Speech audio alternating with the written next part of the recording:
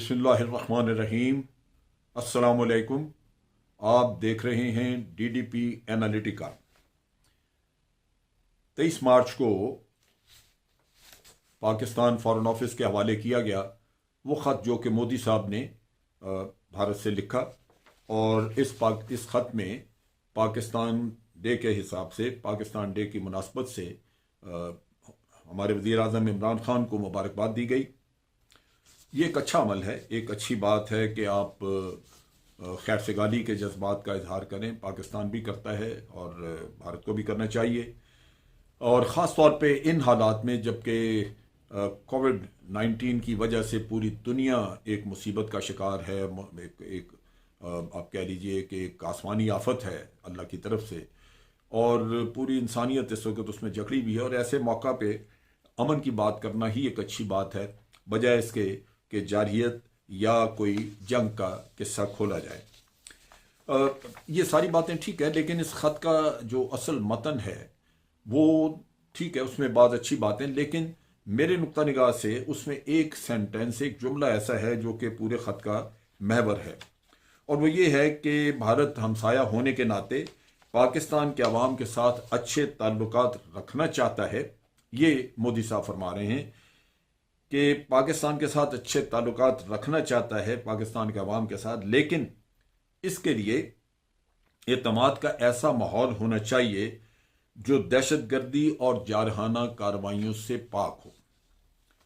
असूली तौर पे तो इससे इत्तफाक किया जाता है कि वो दहशतगर्दी और जारहाना जो कार्रवाइयाँ हैं उनसे पाक होना चाहिए, तभी बातचीत होती है। लेकिन ये ख़ास तौर पे यहाँ पे पाकिस्तान को ये बावर कराने की, याद दहानी कराने की क्या ज़रूरत थी? कहने को तो इस खित्ते में नई सोच की बात की जा रही है। हम कहते हैं माजी भुला दिया जाए, आगे चला जाए, अमन की बात हो, मुज़ाकरात किए जाएं, लेकिन यहाँ तो सुनने में वही पुराना राग, यानी दहशतगर्दी और जारहियत का इल्ज़ाम यूँ लगता है कि पाकिस्तान के ऊपर लगाया जा रहा है। क्या ये रियासत पाकिस्तान को कबूल होगा? अगर मैं इस चीज़ को अपने तनाज़र में देखूं, क्योंकि हमने भी एक डोजियर भी दिया, भारत के दहशतगर्दी, पाकिस्तान के अंदर दहशतगर्दी करवाने के बेशुमार शवाहिद हैं। पाकिस्तान को FATF में घसीटा, पाकिस्तान के खिलाफ क्या नहीं किया भारत ने, उसका तस्करा भी मैं करता हूं। लेकिन एक चीज़ जहन में है कि क्या हम ही सिर्फ ये माजी भुलाने के लिए जिम्मेदार हैं और आगे चलना है हमने, कि जो माजी, असल जो माजी घनौना चेहरा जो भारत का है वो भी सामने रखना होगा। मैं अगर भारत के एक मशहूर दानिश्वर शेखर गुप्ता की ज़बान में बात करूं तो वो ये है कि 70 साल बांधे रखने के बावजूद भी कुत्ते की दुम सीधी ना हो सकी। वो कुत्ते की दुम टेढ़ी की टेढ़ी रही और बात वहीं की वहीं फंसी रही। आज के दिन भारत ने पाकिस्तान पर दहशतगर्दी का वही इल्ज़ाम लगाया, और जब भी इल्ज़ाम लगाए बेशुमार वक्तों पे, काफ़ी वक्त, कई वाक़यात जो मशहूर हैं, बॉम्बे, पठानकोट, उड़ी, ये वो, किसी भी मामले में पाकिस्तान को आज दिन तक कोई शवाहिद पेश ना किए। बल्कि जो बॉम्बे का वाक़या है उस पर तो जो इंटरनेशनल कम्युनिटी ने जितनी रिसर्च की, उसके बाद उन्होंने वाज़े किया, और किताब लिखी एक जर्मन ऑथर ने, 8 साल रिसर्च उसने की, उसमें लिखा वाज़े तौर पे कि पाकिस्तान का ना इसमें कोई फ़ायदा था, ना पाकिस्तान ने ये किया। हो सकता है पाकिस्तानी को इस्तेमाल हुआ, और वो इस तरह होते हैं कि ये अफगानिस्तान में जो जेलों में पड़े हुए हैं पाकिस्तानी, NDS की मदद से वहाँ से भारत उमूमन निकलवाता है, या इंटेलिजेंस एजेंसीज निकलवाती हैं, CIA ले लेता है, कोई और करता है। तो वो रिसर्च ये कहती है कि इसमें CIA, मोसाद और भारत की रॉ मुलव्वस थी इस पूरे वाक़े में, लेकिन पाकिस्तान इसमें मुलव्वस हरगिज़ नहीं था। ये इंटरनेशनल रिसर्चर्स कह रहे हैं। फिर आप देखिए कि उसके बाद पुलवामा का वाक़या होता है। शवाहिद की बात नहीं है, भारत खुद ही इल्ज़ाम लगाता है, खुद ही फैसला कर देता है, और फिर पाकिस्तान के ऊपर जारहियत का इर्तिकाब करता है। अब इस खत में दहशतगर्दी और जारहियत से पाक माहौल की बात की, और काम दोनों भारत ने किए। आप कश्मीरियों को वैसे भी जो उनके साथ जो सलूक रवा रखा हुआ आपने, जो सलूक कर रहे हैं, उसके बाद कश्मीरियों में आपके लिए नफरत है, वहां मोहब्बत तो नहीं। अगर मोहब्बत होती तो फिर आपको वहां पे 9-10 लाख फौज रखने की जरूरत नहीं थी। बस इसके मुकाबला में आप देखिए कि भारत के इल्जामात के मुकाबले में अगर आप देखें तो पाकिस्तान ने बाकायदा एक डोजियर इशू किया 4-5 महीने पहले। उसमें नाकाबिले तरदीद शवाहिद मौजूद हैं। उसमें जो जो कुछ कहा गया उसके सबूत इतने सॉलिड हैं कि कोई इनकार नहीं कर सकता। लेकिन इस खत में उसका तस्करा नहीं है। यह सिर्फ इल्जाम पाकिस्तान पे है। आपके पास एक सर्विंग भारतीय ऑफिसर कुलभूषण वो मौजूद है। उसके सारे कारनामे उसके अपने बताए हुए उसने तस्लीम किए हैं। हमारे पास तो शवाहिद थे, हमने तो गवाह तैयार रखे, लेकिन उसने खुद भी सब कुछ तस्लीम किया। और भारत की रॉ के साथ उसका जो ताल्लुक, वो जो वहां से लोग डाइवर्ट उसको हदायत देते रहे, जिनकी हदायत पे वो जो जो कुछ करता रहा। लेकिन ये सारी दहशतगर्दी जितनी तबाही मचाई, इल्जाम फिर पाकिस्तान पे। फिर कश्मीर में आप देखें क्या हुआ। कश्मीर में साल साल से मुसलमानों पे, कश्मीरी जो पाकिस्तानी शहरी हैं हर लिहाज से, उनके ऊपर जो जुल्म किया जाता है, एक नाजायज कब्जा, और ऊपर से आप जुल्म करते हैं। खवातीन के खिलाफ गैर इंसानी आपकी हरकत, गैर इंसानी जराइम,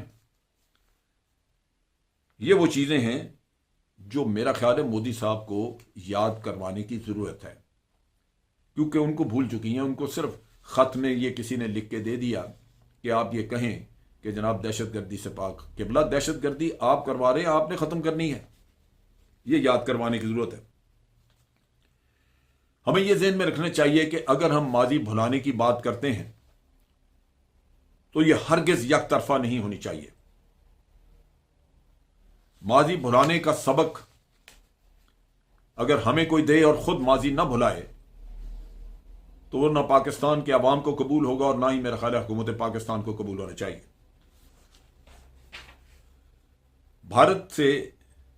भारत की तरफ से डोवल प्लान जो पाकिस्तान के खिलाफ थी, जिसका इंटरनेट पे, यूट्यूब पे आपको कई उसकी मिसालें मिल जाती हैं, उसने पाकिस्तान का बेपनाह नुकसान किया। पाकिस्तान उससे अपनी इकोनॉमी तबाह कर चुका है, सिर्फ इसी दहशतगर्दी की वजह से जो अफगान सरहदों से होती रही। और पाकिस्तान अगर आज अमन की ख्वाहिश कर रहा है तो यह जहन में रखना चाहिए कि बहुत बड़ी कुर्बानी पीछे छोड़ रहा है। भारत ने FATF से लेके अफगानिस्तान की सरजमीन से पाकिस्तान के अंदर दहशतगर्दी, उसके अलावा बलोचिस्तान में अलहदगी पसंदों की तहरीकें और उनके जरिए खून खराबा, और फिर कश्मीर में जो रियासती बर्बरियत और वहां पे जो खून खराबा किया। और आज भी हुर्रियत के 6000 से ज्यादा लोग जो हैं वो जेलों में पड़े हुए हैं। मोहतरमा अंद्राबी साहिबा, आसिया अंद्राबी, एक खातून होने के नाते 17 साल से जेल में सड़े, उनके खामन 17 साल से जेल में। क्या ये वो अमन है जो भारत हमें दे रहा है माजी भुलाने के बदले में? मैं समझता हूं कि ये जो एक मासूमाना सा खत लिखा गया, जिसमें बड़ी मासूमियत से यह जिक्र किया गया कि दहशतगर्दी से पाक माहौल हो, ये खुद अपने गिरबानों में झांकने की जरूरत है ताकि नजर आए कि इस माहौल को पाक किसने करना है। ये रॉ से चेक करने की जरूरत है। ये अजीत डोवल से पूछें, ये मोदी साहब तफसील लें उनसे। हमें यह बात जहन में रखनी चाहिए कि मोदी जैसा दहशतगर्द जहनियत रखने वाला आदमी कभी भी वो दहशतगर्दी के काम छोड़ेगा नहीं। वो RSS की जहनियत, उसी में उसकी परवरिश, उसी में उसका सारा बढ़ावा हुआ है। आप जो जी चाहे कहते रहें, वो ये खत ना लिखता कभी भी अगर आज उसके मसाइल कुछ और ना होते। आज चाइना के सामने उसको बहुत बड़ा एक मसला उसके सामने है। पहले भी मसले होते रहे, लेकिन वो चाइना के साथ अपने मामला ठीक कर लेते रहे बातचीत के जरिए। लेकिन अब क्वाड, अमरीकी क्वाड का हिस्सा बन जाने के बाद चाइना के साथ बातचीत के जरिए मामला ठीक करना बड़ी हद तक मुश्किल हो चुका है और यह भारत को नजर आता है। अब इन हालात में दो तरफा जंग का खतरा मौजूद है भारत के लिए, और वो बड़ी चालाकी और बड़ी महारत के साथ उस खतरे को टालने के लिए आपकी तरफ अमन का हाथ बढ़ा रहा है, ताकि कम से कम एक फ्रंट तो ठंडा हो।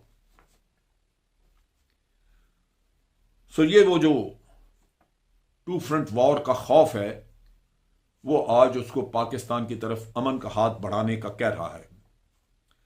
दूसरी तरफ यह है कि पाकिस्तान ने बड़ी शदीद मुखालफत की है भारत की, जब उसको अमेरिका ने अफगान अमन में शमूलियत का इंदिया दिया या कहा कि वो शामिल किया जाएगा। ये वो चीज है जो भारत निगेट करना चाहता है। हो सकता है कि वहां पे अमन की ख्वाहिश जो कि पाकिस्तान के जरिए पूरी होनी जा रही है अफगानिस्तान में अमेरिका हो सकता है कि भारत को साइडलाइन कर दे, लेकिन भारत की पूरी कोशिश होगी कि इस दौरान, इस पीरियड में पाकिस्तान के साथ चापलूसी, चिकनी चुपड़ी बातें, मोहब्बत की बातें, अमन की कहानियां, ये किस्से कहानियां और मुबारकबादें दे के आपसे उस मुखालफत को खत्म करा दे। ये याद रखिए, भारत का रोल अफगानिस्तान में 70 साल की तारीख, 72 साल की बताती है, कभी भी पॉजिटिव रोल नहीं हुआ। वो हमेशा पाकिस्तान के मुखालिफ और पाकिस्तान की खराबी के लिए, पाकिस्तान को तबाह करने के लिए इस्तेमाल किया गया।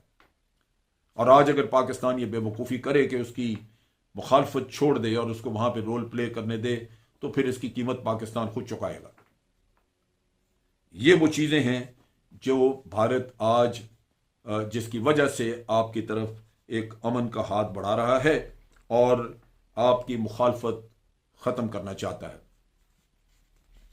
माजी को भुलाकर अमन की ख्वाहिश करना बहुत अच्छी बात है, करनी चाहिए, लेकिन अगर भारत माजी को भुलाने को तैयार नहीं और हमें वही पुराना भाषण सुनना है, तो फिर पाकिस्तान को सोचना चाहिए कि ये जो अमन है, ये अमन नहीं बल्कि एक ट्रैप है जिसमें आप जा रहे हैं, और पाकिस्तान को हर हालत में इस ट्रैप से बाहर रहना होगा। ये वो चीज़ें हैं जो मैं गोशगुजार करना चाहता हूँ हाकिम वक्त, हुकूमत वक्त के लिए और अपनी अफवाज के लिए, ताकि अगर इस ट्रैप में आप चले गए एक दफ़ा, तो फिर आप बाद में शिकवा करते नजर आएंगे, वो देर हो चुकी होगी। आज के लिए इतना ही। अफवाज पाकिस्तान जिंदाबाद, पाकिस्तान पाइंदाबाद।